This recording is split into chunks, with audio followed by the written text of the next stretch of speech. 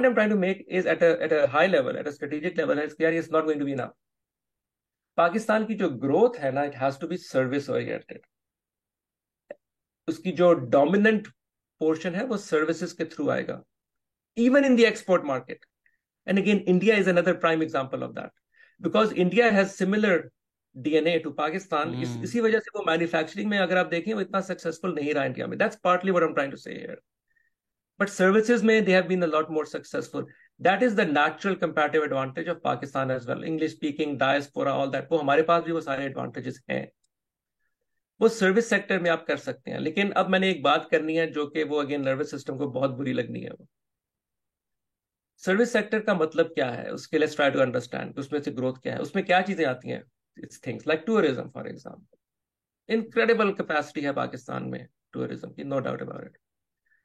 It's things like medicine, like medical profession, medical services, education may education services, obviously IT services and so on, right? But think about, there is one thing that is very different about services than manufacturing. As you think about entering the global markets, tourism ले लेना, so prime example है tourism है.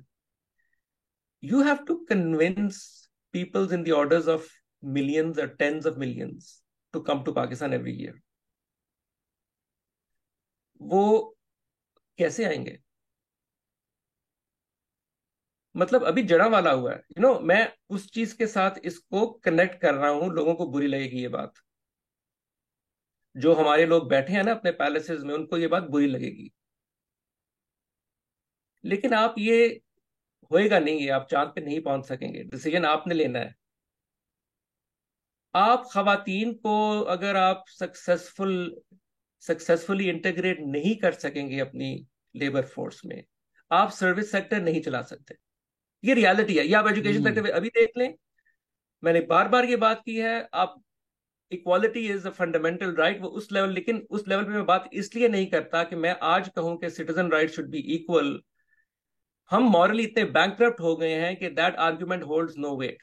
तो मैं इसलिए वो argument करता ही नहीं हूं. मैं वो आर्ग्यूमेंट करता हूं जिसके आगे डॉलर रिटर्न लिखी होगी.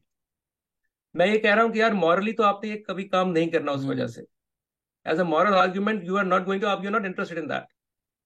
आई अंडरस्टैंड दैट. अभी हमें ये वी अंडरस्टैंड, जो captain Safdars of the world, we understand. आप रोज ये स्टेटमेंट देते हैं, we know where you stand.